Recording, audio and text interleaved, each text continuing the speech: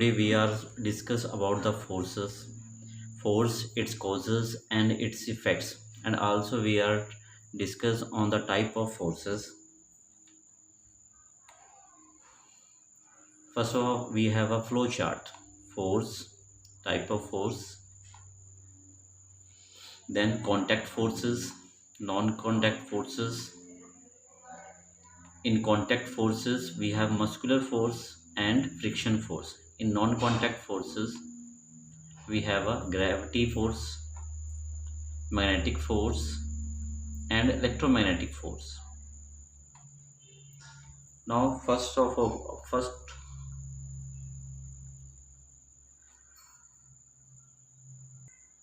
now we discuss about force. Force, a pull or push that makes an object move is called force. Means कि किसी body को अगर हम पुल या push करते हैं या उसे खींचते हैं या उसे हम धकेलते हैं, that makes an object move, वो ऑब्जेक्ट मूव करता है तो उसे हम क्या कहेंगे? Force. We use force to perform various day to day activities. बहुत सारी एक्टिविटीज़ को परफॉर्म करने के लिए हम फोर्स का यूज़ करते हैं. For example, in this picture a man is pulling a rickshaw. एक मैन पुल कर रहा है रिक्शा को, यानी वो खींच रहा है. Then second is a man is pushing a trolley. एक मैन क्या कर रहा है? पुश कर रहा है ट्रॉली को. And a man is pushing a rock. एक पर्सन क्या कर रहा है? रॉक को पुश कर रहा है. तो किसी भी एक्टिविटी में पुश या पुल करना, दैट इज़ अ फोर्स. ठीक है. We have another example, a boy is pulling the door. कोई स्टूडेंट या कोई बॉय पुल कर रहा है डोर को. ठीक है. That is also a example of force. So we conclude that force is a interaction force. Interaction means कि फोर्स कब प्ले करती है? A pair of boys pushing each other. कि जब सपोज कोई स्टूडेंट एक दूसरे को पुश कर रहे हैं, at least two object must interact for a force to act. कम से कम दो ऑब्जेक्ट्स हमें रिक्वायर्ड हैं to interact a force. In this picture are either, यानी ओवरऑल हमने ये कंक्लूजन निकाला है कि पुलिंग और पुशिंग समथिंग. जितनी भी हमने अभी तक पिक्चर्स देखी हैं उसके अंदर हमें यही पता चला है कि कोई किसी चीज़ को पुल कर रहा है या कोई किसी चीज़ को क्या कर रहा है? पुश कर रहा है. That means it means they are using a force to move the object in the direction in which the object is pushed or pulled is called direction of the force. इसका मतलब ये हुआ कि हम जिस डायरेक्शन में किसी चीज़ को पुल या पुश कर रहे हैं वो क्या हो जाएगा? डायरेक्शन ऑफ द फोर्स हो जाएगा. ठीक है जी. दैट मीन्स अगर at least to object must be interact for each other, ये हमने वर्डिंग लगाया. पुशिंग कर रहे हैं, इसे पिक्चर्स में हमने किया it show that a force result only when two objects interact with each other. Same है क्राइटेरिया. या तो हम पुल करें जैसे हमने प्रीवियस में देखा, यहाँ पर हम क्या कर रहे हैं? पुश कर रहे हैं, या तो हम पुल कर रहे हैं. ठीक है जी. तो अगर हम पुल या पुश करते हैं तो उसका net effect of two forces क्या इम्पैक्ट पड़ता है? तो नेट इफेक्ट. ठीक है. Here we discuss net effect of two forces. When we apply force in the same direction, तो net effect of two forces क्या हो सकता है? When we applied a force in opposite direction, then what it will be the effect of two forces?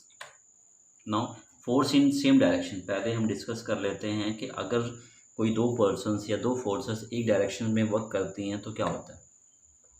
When force are applied on the object in the same direction, then they adds up. दोनों ही forces क्या हो जाएंगी? आपस में add हो जाएंगी. The net force on the object is a sum of two forces. इसका मतलब यही हुआ जितनी भी दो फोर्सेस हैं, अगर एक पर्सन किसी बॉडी के ऊपर टू फोर्सेस एक्ट कर रहे हैं, कोई 1 न्यूटन फोर्स लगा रहा है और दूसरा पर्सन 2 न्यूटन फोर्स लगा रहा है, तो दोनों ही आपस में क्या हो जाएंगे? एडअप. यानी कि 1 + 2 3 न्यूटन. फोर्स की एक यूनिट है जिसको हम न्यूटन्स में मेज़र करते हैं.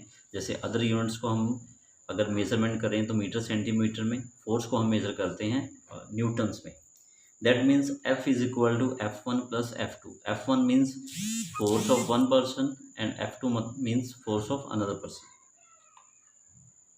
Like that. कि दो बॉयज़ अगर किसी अलमीरा के ऊपर फोर्स लगा रहे हैं तो वो फोर्स दोनों ही क्या हो जाएंगी? एडअप हो जाएगी. Then second, if force are in opposite direction,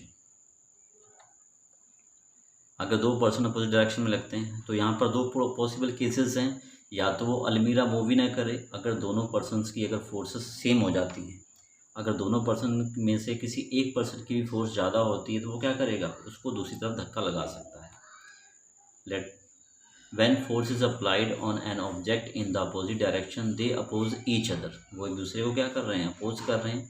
other the net force on the object is difference between the two forces, that means जो फोर्सेस हैं वो क्या होंगे, डिफरेंस। अगर तो इक्वल हैं तो इसका मतलब नेट इफेक्ट क्या हो गया, ज़ीरो, क्योंकि वो मूव नहीं कर सकता इन द डायरेक्शन। अगर किसी एक की फोर्स ज़्यादा हुई तो नेचुरली अगर एक पर्सन सपोज ये वाला पर्सन 2 न्यूटन की फोर्स लगा रहा है और ये 1 न्यूटन की, तो ये क्या करेगा, इसको धक्का लगा देगा। तो डिफरेंस क्या हुआ, 2 - 1 that is equal to 1 newton की फोर्स ये एक्स्ट्रा लगा रहा है। अगर इसकी फोर्स 5 न्यूटन हुई और इसकी फोर्स क्या हुई, 2 न्यूटन, इसकी इंक्रीज कर जाए तो ये इसको धक्का लगाएगा। दैट मीन्स ये इसका क्या आ गया, डिफरेंस आ गया।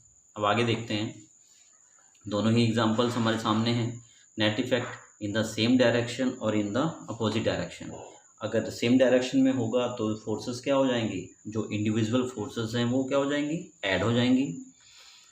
और अगर अपोजिट डायरेक्शन में इफ़, तो कंडीशन लग गई कि F1 सपोज इसकी फोर्स F1 है और इसकी फोर्स F2 है, तो F1 अगर ग्रेटर है, if F1 is greater than F2 does F is equal to F1 minus F2।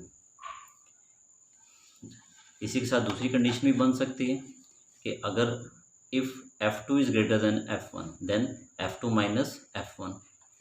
और अगर दोनों की फोर्सेस आपस में इक्वल होती हैं, इसका मतलब जो नेट इफेक्ट होगा वो क्या हो जाएगा, ज़ीरो हो जाएगा। ठीक है, अब आगे देखते हैं हम।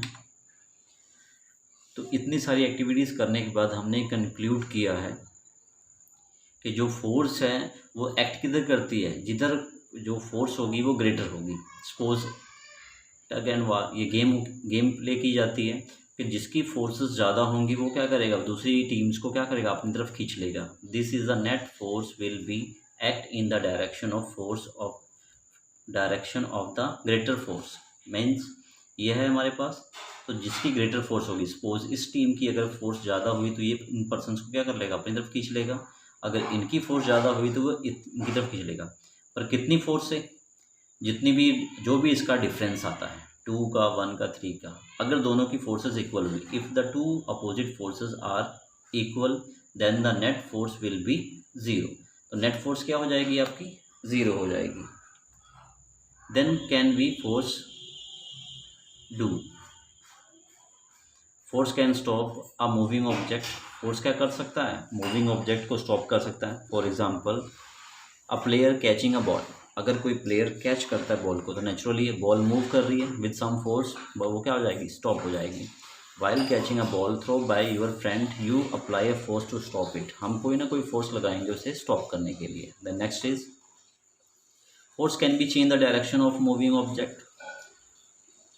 अ बैट्समैन हिटिंग अ बॉल, अगर जब बैट्समैन हिट करता है बॉल को तो नेचुरली है बॉलर ने बॉल की तो उसकी डायरेक्शन अलग थी, वो बैट्समैन की तरफ आ रहा था, बट उसने बैट के साथ क्या किया, उसको पर्टिकुलर डायरेक्शन में थ्रो कर दिया, तो क्या होगी, इसकी डायरेक्शन क्या होगी, चेंज।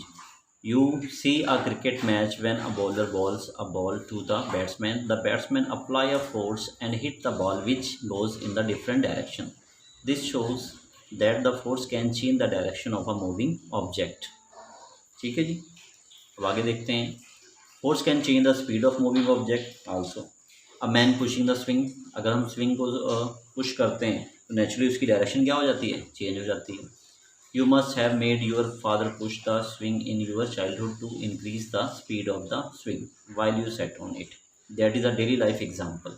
ठीक है, आपने डेली लाइफ एग्जाम्पल में ये जरूर ऑब्जर्व किया होगा। It is also a daily life example. A mother is rolled a every day your mother rolled down a ball of kneaded flour into a chapati by applying a push. You also force change the shape of the object. Overall conclusion हमारा ये है कि जो force है, ठीक है, हम balance के थ्रू चपातीस पर फोर्स लगाते हैं तो क्या हो जाएगा, बिल्कुल ही उसकी शेप क्या हो जाएगी, चेंज हो जाएगी। Labor breaking the bricks, that is also example of the force. Type of force, the main part of the type of force. The one is contact forces and the another is non-contact forces. Contact forces. Contact forces are those that result due to the contact between two objects. Contact forces वो forces होती हैं जो दो bodies के contact में आती हैं, ठीक है. Some time of contact forces, हम इसको अब फर्दर स्टडी करते हैं. तो इसकी दो टाइप्स हम मेनली हमारे पास मिलती हैं, muscular forces and friction. Muscular forces, muscular का मतलब जो हमारे मसल्स हमारे लिए करते हैं, ठीक है. हम किसी चीज़ को पकड़ते हैं, खींचते हैं. The force due to action of muscles. In short, the force due to action of muscles is known as muscular force. When a body try to move over the surface, that is known as a friction force. And muscular force, थोड़ा सा इसको elaborate कर लेते हैं. The force due to action of muscle is known as muscular force. जो muscular force के through हमारे पास कोई फोर्स आती है तो मस्कुलर फोर्स नाम दे दिया. Construction worker carrying bricks using muscular force. जो कंस्ट्रक्शंस हैं वर्कर्स की carrying bricks using a muscular force. कोई कार्ड खींचता है, ठीक है. नेचुरली एनिमल्स कार्ड को खींचते हैं बाय द मसल्स. अपनी मसल्स की फोर्स के थ्रू वो क्या करते हैं, उसको खींचते हैं. Friction. Friction is also a type of force that tries to, या when we rubbing hands together. Friction is the force.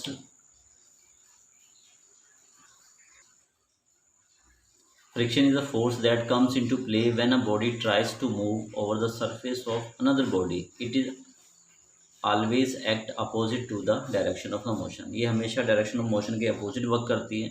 जब भी हम किसी ऑब्जेक्ट को मूव करवाते हैं, ठीक है, जब हम मूव करवाते हैं तो नेचुरली क्या होती है, वो बॉडी स्लाइड करती है. सपोज हमने कोई टेबल को अपनी तरफ खींचना है तो वो साउंड प्रोड्यूस करती है. That sound is known as a friction.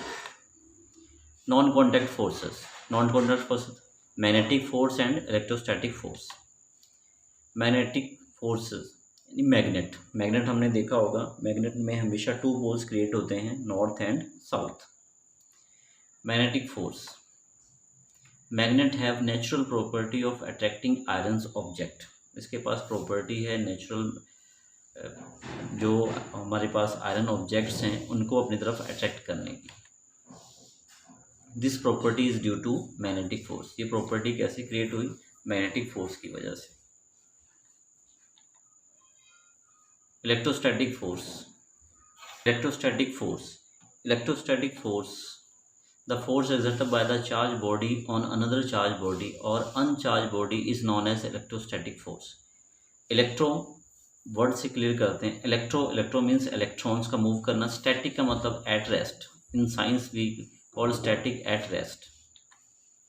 Thank you so much. I hope you like your video.